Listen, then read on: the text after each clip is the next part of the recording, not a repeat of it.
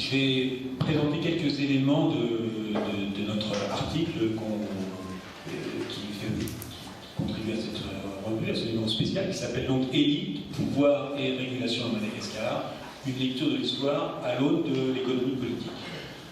Je présente d'abord le projet. François a rappelé ce qu'il en est du paradoxe malgache. Dès que ça semble démarrer, il y a une crise politique qui a l'air de mettre fin à tout ça, et ce qui amène, donc, évidemment, François l'a rappelé, à essayer de faire la jonction entre les analyses économiques et les analyses socio-historiques.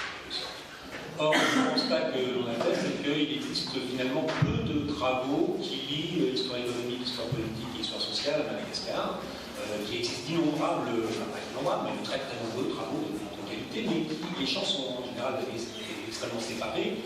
Et donc on s'est attelé à essayer de lire d'abord toute cette littérature, y compris celle que l'on connaissait le moins, plus historique éventuellement, moins de nos disciplines. C'est un travail de très longue haleine, qui a pris plus d'1 an, et essayer non seulement d'en produire des synthèses en quelque sorte, mais surtout essayer de les faire se répondre les uns aux autres pour produire des éléments d'analyse. Et notre lecture a été orientée par un point de vue d'économie politique, c'est-à-dire qu'on a chaussé des lunettes particulières pour lire ces travaux. Donc, je détaille très brièvement ce qu'on recherchait dans chacun de ces travaux, essayer d'abord d'identifier les principaux éléments de la structure sociale de chaque période, quels étaient les groupes sociaux en présence, quels étaient les types de rapports sociaux entre ces groupes. Essayer d'identifier quels étaient les principaux enjeux des conflits ou des alliances, notamment autour de l'accaparement de certaines rentes, qu'elles soient matérielles ou symboliques. Identifier également ce qu'on pourrait appeler le régime de croissance, qu'est-ce qui fait que ça fonctionne à un moment donné, donc là c'est l'analyse plus économique, qu'est-ce qui fait aussi que ça dysfonctionne de ce point de vue-là. L'identification également des modes de régulation du système. Un système, pour que ça fonctionne, doit être régulé. Donc, quelles sont ces différentes dimensions de la régulation, que ce soit les croyances, que ce soit des éléments de contrainte, que ce soit des éléments de redistribution de rente, que ce soit des institutions.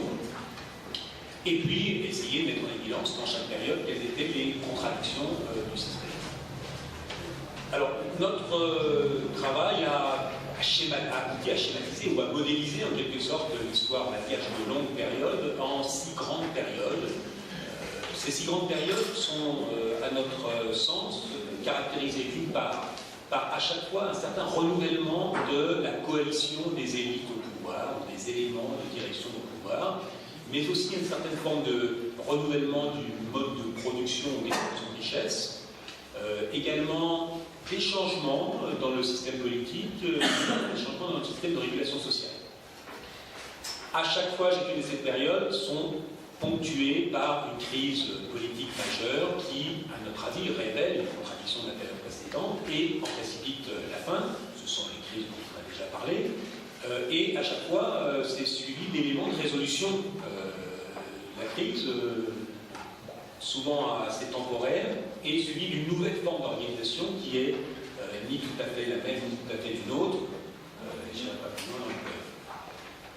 Si on exclut un élément notable, si on exclut la dernière période dont on ne connaît pas encore le terme, il apparaît que ces périodes sont de plus en plus courtes, comme s'il y avait une sorte d'accélération de l'histoire, ou en tout cas, ce qui indique que, semble-t-il, les régimes qui se succèdent arrivent de moins en moins à assurer la stabilité dans le temps. Alors, je ne vais peut-être pas développer toutes les périodes, je vais donner quand même quelques grands éléments pour ces périodes, en fonction du temps que je vais prendre. La première période, on remonte loin, on remonte au XVIIIe siècle. Pour nous, la première période, c'est la construction du développement de l'État merne, on pourrait dire, jusqu'à la colonisation en 1895, qui est caractérisée par une unification politique, une unification culturelle. Elle est bien plus ancienne, mais l'unification politique, elle est débauchée dès la fin du XVIIIe siècle et elle s'étend progressivement sur le territoire, avec des modes de résistance, on le sait bien entendu. La deuxième caractéristique de cette période, c'est que l'État, d'une certaine façon, s'assure une certaine forme de loyauté des populations sous son contrôle, d'une part parce qu'il a une capacité non négligeable qui s'étend, un système législatif, administration, armée, mais également parce qu'il y a des formes d'échange, protection finalement contre la traite esclavagiste, dont Madagascar a souffert particulièrement. Et la dernière chose, le développement d'une sorte de religion d'État, en quelque sorte, basée sur ce que Raison Jaune appelle un panthéon national d'objets magiques, et le renforcement de l'image symbolique du père, du souverain comme le père, ou en tout cas comme entité exceptionnelle. En termes économiques, on peut parler pour la période, on pourrait dire que ça ressemble un peu au mode de production asiatique développé par Marx, présenté par Marx, avec des systèmes de prestations obligatoires pour le souverain, notamment dans la construction, l'aménagement agricole, qui ont débouché effectivement sur une certaine extension des productions agricoles, en tout cas à peine avantageuses. Et puis, dernier élément qui nous paraît important, c'est ce que Bloch a appelé la mystification culturelle, c'est-à-dire une société extrêmement hiérarchisée, organisée autour de groupes statutaires,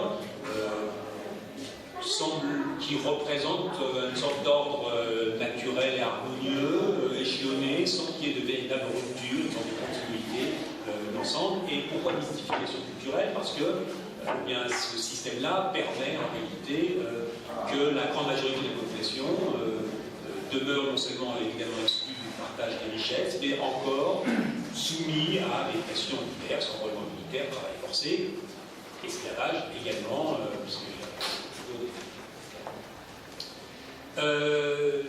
deuxième période, c'est le bouleversement colonial et la Première République. Alors, évidemment, la colonisation entraîne un bouleversement très important dans cette forme d'organisation, puisque la monarchie est abolie, les distinctions statutaires le sont également, l'esclavage est interdit, l'État développe le procès, Gagini développe ce qu'il appelle une politique des races, qui redonne du pouvoir aux élites politiques côtières, traditionnelles, mais en même temps il y a des éléments de continuité qui est l'impôt moraliste on appelle l'impôt moralisateur, de capitation, on se détaille, et le système de corvée se maintient. Autrement dit, on est dans une forme de continuité, prolongation du système de fonction sur les paysans qui avait été mis en place précédemment par l'État. Et enfin, il y a une mise en valeur, c'est un terme consacré par la législation, du territoire, mais qui constitue finalement un accroissement limité de richesse et le développement de ce qu'on appelle une économie de traite. La Première République, elle se situe pour nous dans la continuité de la colonisation, pour nous et pour bien d'autres d'ailleurs. Alors bien entendu, il y a un changement, d'une certaine façon, il y a une forme de relégitimation du pouvoir, une sorte de réactivation de ce que Kantorowicz a appelé la théologie politique, qui soutenait le pouvoir des monarques avant la colonisation, puisque Tyrann apparaît en quelque sorte comme l'ère de l'indépendance, en réalité d'un prestige particulier, et arrivant à se présenter dans une sorte de continuité du pouvoir. Par ailleurs, il y a aussi le développement, on sait, pas tous les historiens qui savent très bien toutes ces choses-là, le développement d'un système clientéliste politique qui assure en quelque sorte une forme de ciment social. D'un point de vue, donc ça c'est des choses qui sont un peu nouvelles, mais en même temps on est dans la poursuite de la politique coloniale, puisque le développement méritocratique se poursuit et le renouvellement des élites aussi se poursuit, notamment au sein de l'armée, où on fait monter des groupes qui n'étaient pas destinés à obtenir ces positions précédemment. Il y a toujours le maintien d'une économie de traite, il y a toujours l'abandon, le défavorisement, le non-intérêt de la production ouvrière, et il y a toujours cette pression fiscale, en quelque sorte, de la population, l'impôt du niveau fiscal qui remplace la taxe sur la population, et le travail obligatoire, je rappelle, qui ne disparaît pas, en tout cas, qui réapparaît. Alors en 5 minutes, j'ai 2 siècles encore, 1 siècle et demi à faire, donc je vais essayer peut-être d'aller un peu plus vite. Quelles sont les caractéristiques? Donc évidemment, on est là dans des tensions dans ce cadre-là. Il apparaît finalement un développement une activation en quelque sorte d'une opposition entre élite mère et élite côtière. plus importante qu'elle a pu l'être précédemment. Il y a des nouvelles aspirations liées à la démocratisation, mais des aspirations plus fortes que les moyens de satisfaire de cette façon.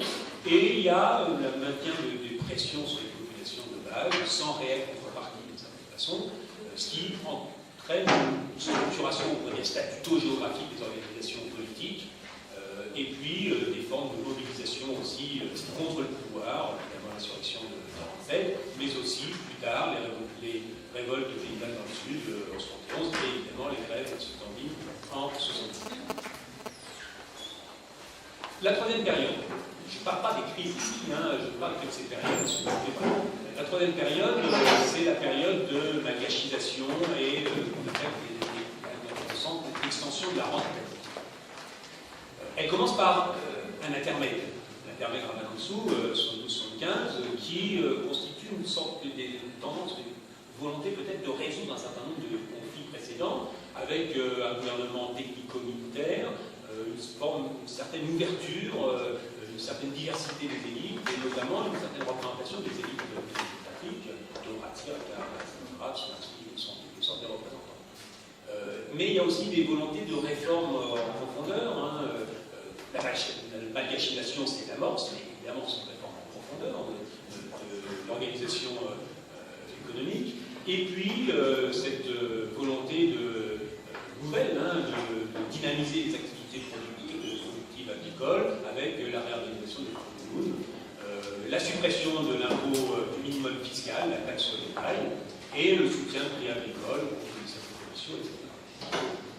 On sait cet intermède débouche, peut-être trop révolutionnaire comme ça, débouche sur une recentralisation et personnalisation du pouvoir avec l'arrivée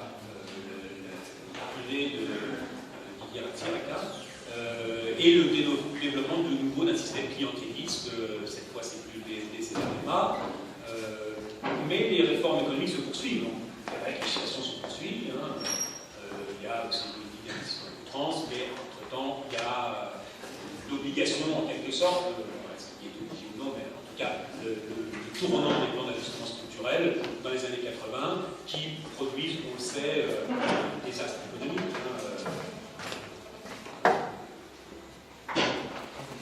Nouveauté de cette période, c'est la montée des églises dans le champ politique. Bon, les églises ont toujours été présentes, on le sait, mais là, il y a une organisation nouvelle, notamment dans la création du FKL en 1979, mais avec la volonté clairement affichée de contribuer au redressement de la nation, cette forme de volonté d'intervenir clairement, et il y a peut-être une position anti-raciale.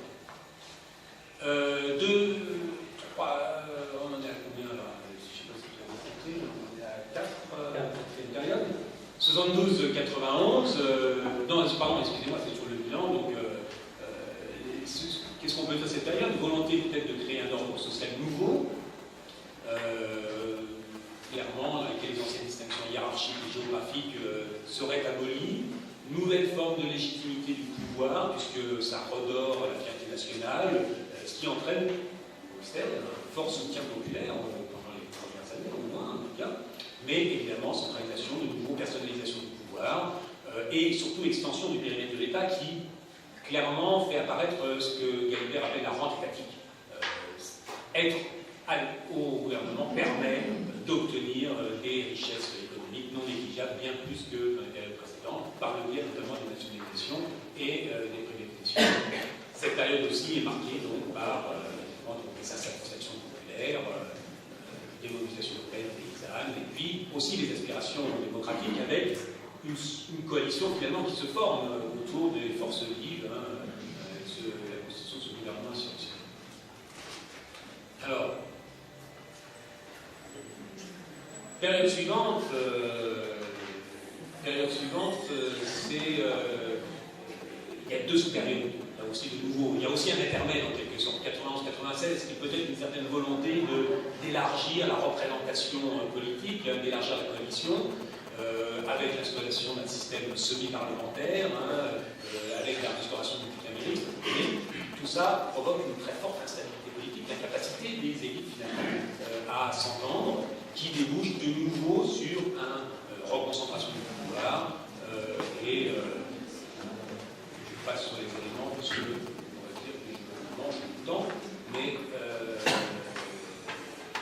se caractérise par des inégalités spatiales et sociales qui restent très importantes, qui contribuent à cette atomisation des petits producteurs qui existait déjà avant, hein, et qui nourrit aussi un rejet de la classe politique qu'on mesure dans pas mal d'enquêtes à partir de ce moment-là par la population. Alors, je passe, puisqu'on me dit que je prends trop de temps, donc il faudra, je vous invite à regarder un peu plus loin, oui, mais quelques petits mots donc, sur la dernière période, c'est quelque chose qui peut évoluer à la discussion, donc, la dernière période on l'a fait commencer en 2009 et on ne l'arrête pas en 2013. On estime qu'on est peut-être toujours dans une transition. Pourquoi je rappelle très brièvement, en 2013, le gouvernement de transition qui arrive dans des conditions qu'on connaît, donc avec une faible légitimité, mais qui néanmoins se maintient, au prix de quoi? Au prix d'une certaine ouverture, hein, des institutions qui simulent en quelque sorte la représentation nationale en termes de partis, de corps intermédiaires, en termes géographiques, avec un tourniquet gouvernemental, hein, une hausse considérable du nombre de parlementaires, donc on élargit la base des élites de pouvoir, avec évidemment des fonctions de grade, des avantages financiers aux sous-officiers au sein de l'armée, etc. Des tentatives pour endosser la statue de Gonzague par Chimela, etc. Un certain nombre de choses qui permettent finalement de se maintenir. Alors qu'en est-il aujourd'hui? Retour à la normalisation politique, élection bien entendu, et en même temps, on sait que le président est finalement mal élu, c'est pas le seul dans le monde, enfin avec un quart des voix des électeurs potentiels, sans véritable base de soutien, hein, un parti nouveau, mais qui ne rassemble pas énormément, un système semi-parlementaire de nouveau comme en 91, qui produit un peu les mêmes effets, c'est ce que dit d'ailleurs Toile dans son article, hein, la difficulté de dégager une majorité, des changements d'affiliation politique, etc., les risques de motions de censure réguliers, et la situation économique est sec. Pour l'instant, on ne voit pas de changement très très important. En conclusion, notre conclusion, l'ensemble de ces éléments montre qu'il y a une instabilité politique récurrente et à la fois une inertie long terme. C'est les deux éléments qui sont tout à fait particuliers. L'instabilité politique, pour nous, elle s'explique par la fragmentation sociale très très forte de la société malgache, héritée du passé. Du côté des élites, un ensemble de différenciations qui fait que finalement les individus se distinguent plus qu'ils ne se rassemblent. C'est ces prisons de la longue durée, on parle d'elles, hein, qui sont les cadres mentaux dans lesquels finalement ces élites évoluent. Et c'est aussi, ce qui était surrajouté, vous savez pas, on a même hérité du passé quand même malgré tout, plus loin, mais c'est des distinctions, des coquilles, des épreuves qui se maintiennent aussi au bout du temps.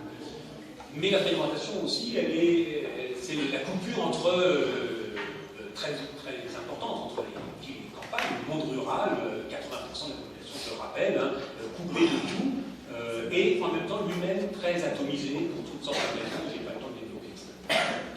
Tout ça fait que les coalitions d'élites, elles ne sont que temporaires. Ce sont des alliances, lorsqu'elles se forment, c'est souvent pour faire tomber un gouvernement en place, peut-être que c'est ce qui se passe actuellement, c'est qu'il y a une réaction dans ce sens, actuellement. Les systèmes parlementaires échouent parce qu'il y a cette capacité de ces élites de s'organiser, mais c'est aussi ce qui permet à un homme ou à un gouvernement d'obtenir à un moment donné un pouvoir et concentrer tous les pouvoirs. Tout ça aussi fait que les soutiens populaires sont finalement plus de sous-passe, hein, sont très instables et s'affaiblissent souvent au bout du temps, et que les contestations populaires sont en général uniquement éruptives par l'inertie sociale de long terme. Excusez-moi, j'ai terminé là-dessus. Elle s'explique évidemment par cette atomisation du monde rural, mais aussi par le maintien dans le temps d'une sorte de théologie politique dont j'ai déjà parlé, qui fait que, a priori, le pouvoir est légitimé, que les dirigeants sont souvent considérés comme des rayantogènes, donc finalement en droit, j'ai fini, les trois livres.